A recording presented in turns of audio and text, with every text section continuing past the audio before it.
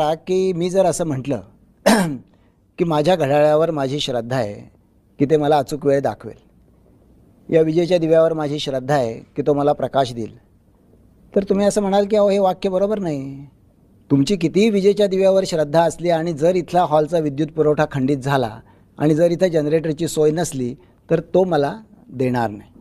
म्हणजे ज्या ठिकाणी कार्यकारण भाव वादातीतपणे सिद्ध झालेला असतो त्याला आपण विश्वास म्हणतो, आणि ज्या ठिकाणी कार्यकारण भाव वादातीतपणे मूर्खपणाचा असतो त्याला आपण अंधश्रद्धा म्हणतो. म्हणजे देवावरची माणसांची श्रद्धा आहे ती अंधश्रद्धा आहे का? देवावरची माणसांची जी श्रद्धा आहे ती या देशातल्या घटनेने त्यांना दिलेल्या बिलीफ सिस्टीमचा भाग आहे.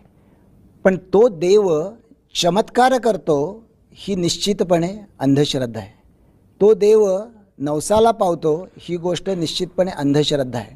पण माझ्या मनाला एखाद्या गोष्टीने आधार वाटत असेल तर तो मी घेणं ही जी उपासना पद्धती आहे हा या देशातल्या घटनेने त्याला धर्मस्वातंत्र्याने दिलेला भाग आहे. बरं, पण आपण घटनेचं बाजूला ठेवू. तुम्ही नरेंद्र दाभोळकर अंधश्रद्धा निर्मूलन समितीचे कार्याध्यक्ष म्हणून देवावरची श्रद्धा ही अंधश्रद्धा मानता की श्रद्धा मानता? हा प्रश्न तर मला महाराष्ट्रामध्ये फार ठिकाणी सतत विचारला जातो आणि मी त्यांना असा नेहमी प्रतिप्रश्न विचारतो जो आत्ता तुम्हालाही विचारतो की लोक असं म्हणतात की देव मानता की नाही, एका शब्दात बोला, होय तरी म्हणा नाही तर नाही तरी म्हणा.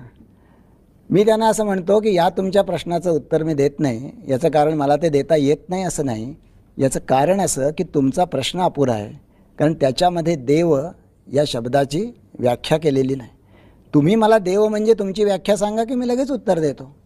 तुम्ही जर असं म्हणला की माझा देव हा नवसाला पावतो आणि चमत्कार करतो तर मी असं म्हणेन ते मला अमान्य आहे.